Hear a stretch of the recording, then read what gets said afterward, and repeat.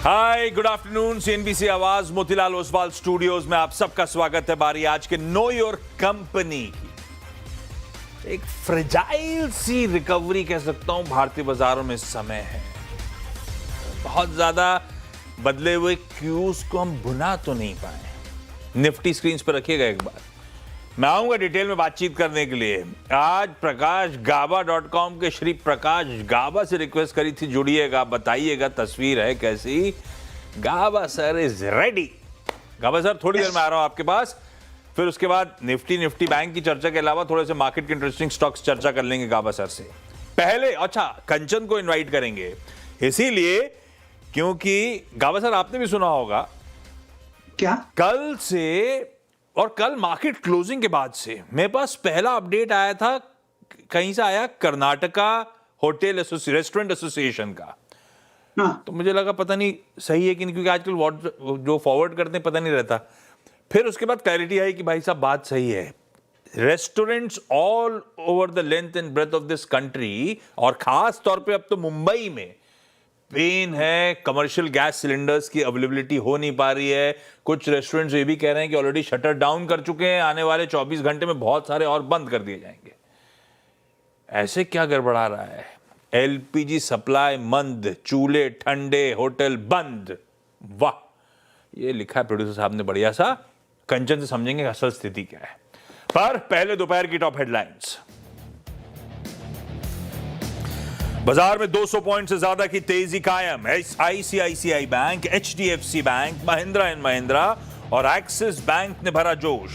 Bank Nifty में 650 point का उछाल। मिड कैप्स और स्मॉल कैप्स में भी रौनक।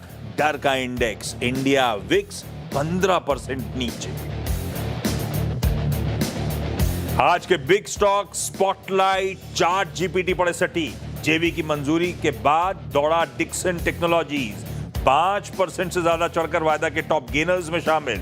साथ ही पिडलाइट में भी रौनक। वहीं स्पॉटलाइट, फेडरल बैंक और मैक्स फाइनेंशियल्स मजबूत। उधर chart GPT capital market sector भागा। पीएससी और कैम्स में 3% का उछाल। बाजार की गिरावट का निवेशकों ने जमकर उठाया फायदा। फरवरी में इक्विटी म्यूचुअल फंड्स में निवेश 8% बढ़ा। मिड कैप और स्मॉल कैप में जमकर हुआ निवेश। हालांकि गोल्ड ईटीएफ्स में निवेश 78% घटा।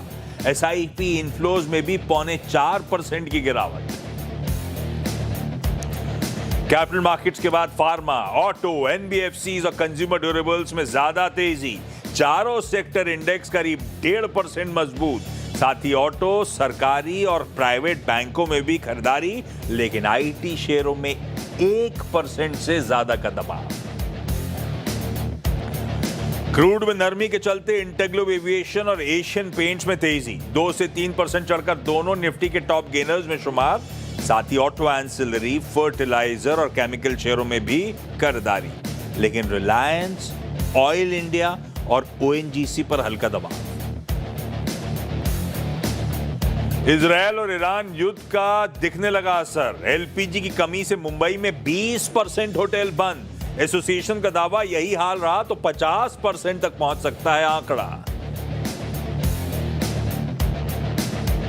कैबिनेट की बैठक जारी। चीन से आने वाले एफडीआई शर्तों में ढील पर विचार संभव। आईबीसी कोड में बदलाव के प्रस्ताव पर भी हो सकती है चर्चा। और बीसीसीआई ने इनाम के मामले में तोड़े अपने पुराने रिकॉर्ड। टीम इंडिया को T20 वर्ल्ड कप जीतने पर 131 करोड़ रुपए इनाम का किया ऐलान। खिलाड़ी, कोच और सपोर्ट स्टाफ को असाधारण प्रदर्शन के लिए दिया जाएगा पुरस्कार।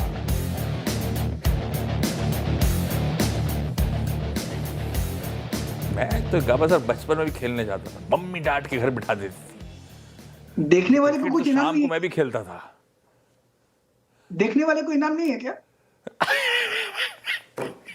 वो देखने वालों से जो वसूला था उसी से इनाम है। गजब है, परफॉर्मेंस भी गजब था। 131 करोड़, कितने कितने प्लेयर हो गए, एक्स्ट्रास हो गए, सपोर्ट स्टाफ हो गए, कितने 20-22 लोग होंगे। हाँ, कम से कम 1 करोड़ तो मिलेगा एक को, किसी न किसी को तो 1 अरे करोड़ 1 मिलेगा। करोड़ कहाँ? अरे नहीं नहीं, ज्यादा मिलेगा। अगर 22 भी चाय हुए वाले तो को मिलेगा, सपोर्ट स्टाफ वाले को तो मिलेगा कम से कम 1 करोड़। सबको एक अमाउंट मिलेगा, या प्लेयर्स को अलग मिलेगा, सपोर्ट स्टाफ को अलग राशि मिलेगी, ये मुझे आइडिया नहीं है मतलब। लेकिन अगर यही सब में बांट भी जाए तो 5-5 करोड़ रुपए तो आ गया। यस, मिलना भी चाहिए, मिलना भी चाहिए। मिलना भी चाहिए, आई एग्री। खैर आइए जरा मार्केट्स की बात कर ली जाए। अब निफ्टी लेकर आइएगा स्क्रीन पे 200 पॉइंट की मजबूती के साथ, इस समय 24,200 के ऊपर, 24,250 के करीब कह लीजिए कामकाज करता हुआ। ठीक है, अच्छे ग्लोबल क्यूज थे, बढ़िया गैप के साथ शुरुआत हुई थी, मेरे ख्याल से 250 पॉइंट ऊपर ठंडे पड़े थे, तो ठंडे इतने पड़ गए थे एक समय कि सिर्फ 50 पॉइंट गेन्स रह गए थे, फिर वापस धीरे धीरे तूल पकड़ा और अब हम वापस 200 पॉइंट मजबूती के साथ खड़े हुए हैं। हालांकि अब तक तो ये मतलब बहुत अच्छे ग्लोबल क्यूज थे यार। कल और आज के बीच में 25% कच्चा तेल करेक्ट कर जाना, जिसने कल इतना बड़ा सरदर्द दिया था, तो गैप के साथ छुन्ना खुलना तो बनता था। पर वैसे हम ही नहीं है, एशिया भी ऐसा नहीं है गैप के बाद खुलने के बाद भुना पाया हो, वो भी ठंडा ही है। वो भी मतलब ठंडा इन द सेंस जहां गैप के साथ खुला था उसी गेंस को इंटैक्ट रखा हुआ है, थोड़े बहुत वो भी कंसीड कर गया है। ये एशिया का हाल है। तो इंडियन मार्केट भी वैसे ही है, गैप के साथ खुले, लार्जली वो गैप इंटैक्ट रख लिया हमने वॉलेटिलिटी के बीच में, अब तक की ये कहानी है। पर आज खड़ी है सामने एक्सपायरी निफ्टी 50 के वीकली कॉन्ट्रैक्ट्स की। पहले निफ्टी बैंक पे बाद में, मैं सेक्टोरल पिक्चर आऊंगा तो निफ्टी बैंक पे गाबा सर से चर्चा करूंगा। पहले निफ्टी 50 गाबा सर, इससे पहले मैं सासबो सेंसेक्स में बातचीत कर रहा था, तब वो कूल ऑफ हो रहा था। तब ऐसा था कि बिल्कुल सही है, गैप के साथ खुले थे, मार्केट का texture buy sell on rallies का है, थोड़ा सा मंदरियों की गिरफ्त में है, तो बनता है गैप के साथ खुले तो ठंडे पड़ गए, अभी वापस सुबह की तेजी के आसपास आ गए। इसको रीड कैसे करूं? सेकेंड हाफ में आज के बचे हुए सेशन में एक्सपायरी से पहले लग रहा है कि मोमेंटम और तूल पकड़ जाएगा गाबा सर। देखिए, ऐसा है कि निफ्टी जो है ना, सिर्फ आज का देखकर आज का नहीं देखना चाहिए, आज और कल को दोनों मिलाकर देखना चाहिए। और इतनी गिरावट के बाद एक बाउंस की जरूरत थी। कल एक पहला बाउंस था फ्रॉम द ओपन, क्योंकि काफी स्ट्रेच हो चुका था डबल बैंड की तरफ, तो एक बाउंस मिलना था और आज को उसके साथ जोड़ना चाहिए। ये 2 दिन का बाउंस है, ये हम रिएक्टिव कहूंगा अब तक में। हो सकता है कल और एक अप मूव मिले, लेकिन एक बात तो पक्की है, 24,500 स्ट्रॉन्ग रेसिस्टेंस है। अगर वहां तक भी जाता है ना, तो भी मुझे भरोसा नहीं रहेगा इस निफ्टी पर, क्योंकि एक टिपिकल रिएक्शन है और शॉर्ट कवरिंग है, बिकॉज आज निफ्टी की एक्सपायरी है। इसलिए एक दिन का नहीं देखना चाहिए, कल और के साथ मिलाकर देखें तो एक बाउंस नजर आता है, क्योंकि काफी गिरावट हुई, जैसे स्प्रिंग की तरह, जैसे कि ये रहा स्प्रिंग, और कुछ नहीं। तो स्प्रिंग वापस पड़ेगा, बढ़ने के बाद कुछ ज़्यादा फर्दर अपमूव बनेंगे नहीं। कल इंट्राडे में 350 325 पॉइंट चढ़े थे, आज उस पर जोड़ लीजिए 200 पॉइंट के आसपास, और ठीक है, तो स्प्रिंग एक्शन प्ले आउट कर गया। अब निफ्टी बैंक जो है कल, अच्छा सीधा सीधा रिलेशन है, कच्चा तेल फटता है, निफ्टी बैंक एक प्रॉक्सी की तरह इस्तेमाल करा जाता है धोने के लिए, इकोनॉमी का सारा सरदर्द उसके थ्रू बाजार प्ले करने की कोशिश करता है, तो निफ्टी बैंक आमतौर पर सबसे ज्यादा दबाव दिखाता है। आज निफ्टी बैंक बेहतर कर रहा है, क्योंकि क्रूड कल वाला करेक्ट हुआ, ठंडा पड़ गया, तो निफ्टी बैंक आज आउट परफॉर्म कर रहा है 1.5% के आसपास उछाल के साथ, लार्जली निफ्टी से बेहतर परफॉर्म कर रहा है, लार्जली गेन्स इंटैक्ट है। निफ्टी से बेहतर इसलिए भी परफॉर्म कर रहा है क्योंकि आईटी इंडेक्स रखिएगा स्क्रीन पे, पिछले 2 दिन बाजार दिक्कत में था, तो आईटी थमा खड़ा हुआ था कि बाकी लोग धुल रहे हैं तो मैं क्यों धुलूं। आज बाजार ठीक हुआ तो आईटी फिर पिटना शुरू हो गया। गाबा सर, बैंक्स कैसे पोजीशन है? निफ्टी बैंक, आपका व्यू क्या बैठता है निफ्टी बैंक पे? बिल्कुल, एक बात और बता दूं निफ्टी के बारे में, निफ्टी और बैंक निफ्टी में टेक्निकल रूप से स्ट्रेच हो गया, इसलिए एक बाय सिग्नल मिला है दोनों में। लेकिन इस बाय पर कितना भरोसा? हो सकता है और एक अप मूव मिले, निफ्टी 24,500 और बैंक निफ्टी ऊपर जा सकता है करीब 57,700 तक, वहां तक जा सकता है, लेकिन उस पर भरोसा रहेगा क्या? लेकिन एक प्ले बनता है, क्योंकि बाय सिग्नल जनरेट हुआ है टेक्निकल इंडिकेटर्स के हिसाब से। लेकिन जब तक ये आज का लो बरकरार है, तब तक बाय सिग्नल है। अगर आज का लो टूटा आज या कल टूटा, फिर एक सेल सिग्नल चालू होगा। तो आज का लो बहुत अहम है स्टॉप लॉस के लिए, बहुत बहुत अहम है आज स्टॉप लॉस के लिए। तब तक थोड़ा ट्रेड कीजिए ऑन द लॉन्ग साइड, करना है तो। ओके, लाइए कंचन को लाइए जरा, गाबा सर को भी स्टोरी सुनाता हूं। ईरान युद्ध का असर अब रेस्टोरेंट्स और रसोई पर भी दिखने लगा है। स्ट्रेट ऑफ हॉर्मुज बंद होने से एलपीजी सप्लाई पर असर पड़ा है। यही वजह है कि घरेलू एलपीजी के लिए वेटिंग पीरियड बढ़ गया है। उधर रेस्टोरेंट्स और होटल्स की संस्थाओं ने कमर्शियल सिलेंडर की तंगी से कामकाज पर बुरा असर पड़ने की बात जताई, आशंका जताई है। क्या है पूरी डिटेल से, मामला क्या है, कंचन से समझते हैं। कंचन बताइए। अगर आप इस वीकेंड किसी भी रेस्टोरेंट में जाने का प्लान कर रहे हैं, डाइन आउट का प्लान कर रहे हैं, तो हो सकता है कि आप ऑर्डर तो दें लेकिन आपकी टेबल तक खाना ही ना पहुंचे, बिकॉज ये जो वॉर है उसका इम्पैक्ट अब ग्लोबल लेवल पे नहीं, इंडिया के लेवल पे नहीं, बल्कि आपकी किचन से लेके रेस्टोरेंट तक भी आ पहुंचा है। ये तो हम जानते हैं कि जो स्टेट ऑफ हॉर्मोज है वो कितना ज्यादा इंपॉर्टेंट है। उसके क्लोजर से एलपीजी की सप्लाई पे काफी बड़ा डेंट लगा है। इनफैक्ट जो कतर का प्लांट है वहां से भी जो हालात है वो बिगड़ते हुए दिखाई दिए हैं उसके बंद होने से।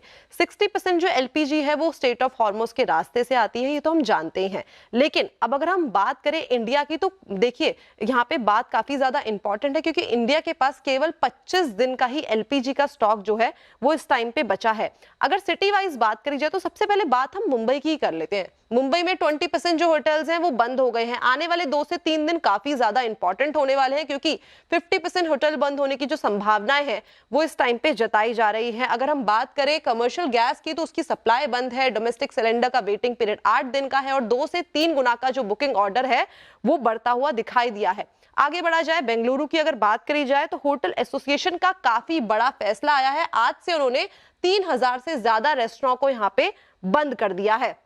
जो इम्पैक्ट है यहीं तक सीमित नहीं है, ये जा पहुंचा है पंजाब, पंजाब से जा पहुंचा कर्नाटका, कर्नाटका से महाराष्ट्र, महाराष्ट्र से आंध्र प्रदेश, तेलंगाना और तमिलनाडु तक जो रेस्टोरेंट है वो इंपैक्ट होते हुए दिखाई दिए हैं। देखिए जो रेस्टोरेंट बिजनेस है उसका एनुअल टर्नओवर जो देखा गया है वो है करीब करीब 5.7 लाख करोड़ का, यानी कि देख सकते हैं कि कितना बड़ा डेंट यहाँ पे हमें आता हुआ दिखाई दे सकता है। यही नहीं बल्कि देश भर में 5 लाख से ज्यादा जो रेस्टोरेंट हैं वो हमें प्रभावित होते हुए नजर आए हैं। कंजप्शन की बात करी जाए तो फिस्कल ईयर 25 में करीबन 31 MMT की कंजप्शन, यानी कि पर डे करीबन 15 लाख सिलेंडर्स जो हैं वो डिलीवर होते हुए दिखाई देते हैं।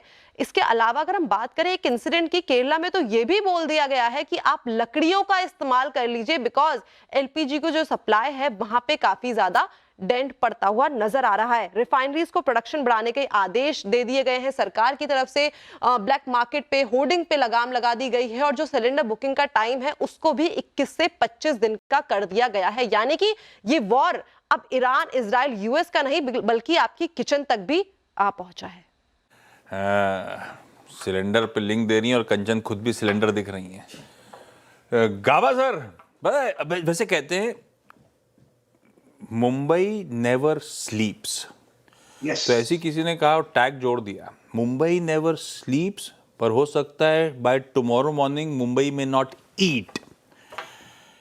आप भी उडुपी रेस्टोरेंट, हाँ ऐसा नहीं लगता मुझे, थोड़ा इम्पैक्ट होगा, दाम बढ़ जाएंगे। नहीं, मैं बताऊं, ये इम्पैक्ट तो हो रहा है, आपको घर पे पता नहीं चल रहा है क्योंकि डोमेस्टिक एलपीजी और आपकी पाइप गैस पे कोई असर नहीं पड़ रहा। रेस्टोरेंट्स, कमर्शियल सिलेंडर्स की अवेलेबिलिटी है ही नहीं गावा सर। मिनिस्ट्री का नोटिफिकेशन था कि प्रायोरिटाइज करें डोमेस्टिक सिलेंडर्स को। उन्होंने ये तो नहीं कहा था शायद कि एकदम रोकने, डिस्ट्रीब्यूटर्स दे ही नहीं रहे हैं, कहा जा रहा है। ऑलरेडी शटर डाउन हो गए कई सारे रेस्टोरेंट्स के, और क्योंकि ये लोग 2 से 3 दिन से ज्यादा का सप्लाई रखते नहीं है अपने पास, वो मियाद खत्म हो जाएगी आज से लेकर कल के बीच में। और मुंबई, पता है मुंबई कोविड टाइम्स में एसेंशियल सर्विसेज में उडुपी रेस्टोरेंट्स को रख दिया गया था। मुंबई के रेस्टोरेंट को इतनी डिपेंडेंस है ऑफिस को, हम जैसे ऑफिस वालों की, और कितने सारे अनगिनत बच्चों की जो पढ़ने आते हैं इस शहर में, सब इन रेस्टोरेंट का इस्तेमाल करते हैं। और अगर आजकल में ऐसा मामला हो रहा है, सप्लाई रिज्यूम नहीं हुई तो मामला बहुत गड़बड़ा जाएगा। आप फिर ना जोमेटो स्विगी से ऑर्डर नहीं कर पाओगे। नहीं, जोमेटो को तो नहीं करूंगा, लेकिन मुझे दुख होता है कि काफी दर्द हो रहा है कि जो ऑफिस गोअर्स हैं लंच खाते हैं बाहर, उनका ब्रेकफास्ट लंच सबका हमारा उन्हीं ऑटो ड्राइवर्स, स्विगी वाले, वो भी गाड़ी चलाते हैं, उनको भी तो खाना खाना है, ऑटो चलाने तो खाना भी तो खाना है, सबको। तो ये दिक्कत तो आएगी। ये दिक्कत, ये आई एम श्योर ये अरेस्ट होगा प्रॉब्लम जल्दी, नहीं तो ये मुश्किल बहुत बढ़ जाएगी। मैं मुंबई की बात कर रहा हूँ कि मुंबई के बारे में पता है, आई एम श्योर आप लोग के अपने अपने शहरों में भी सब लोग बहुत डिपेंडेंट होंगे, लेकिन मुंबई तो बहुत, ये दादर के उडुपी रेस्टोरेंट्स, लोअर परेल्स के सारे किचन्स, वो हमारे वीटी के पास का सारा इलाका, ऑफिस ग्रोथ, बहुत डिपेंडेंसी है उन सब पे। हाँ, मैं पाकिस्तान के प्राइम मिनिस्टर शरीफ का बयान पढ़ा था, उन्होंने 10 पॉइंट रेस्ट्रिक्शन दिए है। बोला कि 60% तो पहले गाड़ियां बंद सरकारी, बाकी जो 40% बचेंगे उसमें 50% कम, ट्रेवल बंद, स्कूल्स बंद और वर्क फ्रॉम होम 4 डेज, उनकी तो हालत बहुत खराब है। अब वो खुद का नहीं चला सकते तो कश्मीर क्या करेंगे? मैं वो सोच रहा था। कहां से अबे कहा, मैं मुंबई के रेस्टोरेंट की बात कर रहा था, आप और आग लगाने चले गए पता नहीं कहां कहां। लेकिन ये ईरान ये क्राइसिस जल्दी नहीं थमा तो ये दिक्कतें बहुत बढ़ेंगी। कच्चे तेल से लेकर crisis है। गैस, दोनों इश्यूज बहुत बढ़े और हमारी तो डिपेंडेंसी बहुत ज्यादा है। कुछ उसका इंपैक्ट दिखना शुरू हो गया, घरों के बिल बढ़ गए जब डोमेस्टिक सिलेंडर्स की दाम बढ़ा दिए 7%, और अभी रेस्टोरेंट्स की भी दिक्कतें आती हुई, ये इश्यूज तो हैं। आपको गावा खाना सर, मिलेगा ना? हाँ आपको मिलेगा ना नाश्ता? आप तो सुबह 5 बजे आते हैं। नहीं, मेरे को तो पता है, ज्यादा दिक्कत आई तो मुझे यहाँ से 4 किलोमीटर चलना है, इतना तो मैं चल लूंगा। 4 किलोमीटर चला, बैंड्रा के घर पहुंच जाऊंगा, गावा सर का दरवाजा खटखटा दूंगा, अपनी life done any time 24/7 30 days. गावा सर, एक छोटे नोटिस पे आज जुड़ने के लिए thank you so much. Break का समय, गावा सर होंगे आज 2 बजे के पैनल में कमाई का अड्डा में और डिटेल में चर्चा करने के लिए। यहां पे ब्रेक ले रहा हूं, ब्रेक के उस पार एक क्विक मार्केट अपडेट।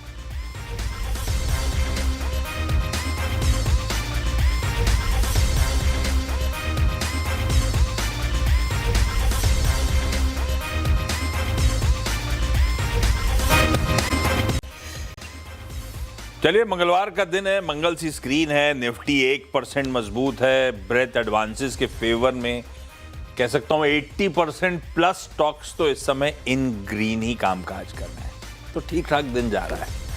हाँ, वो अच्छे क्यूज को कितना बुना पाए कितना नहीं बुना पाए वो मीन में निकालते रहिए, लेकिन ठीक है, स्क्रीन डिसेंट सी है।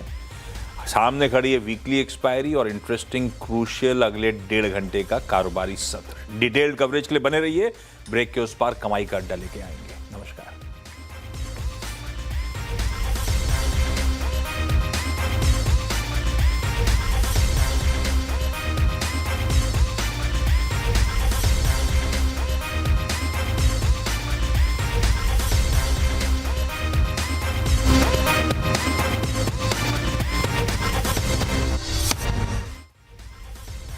Mongia Steel presents Majboot Stocks of the Day.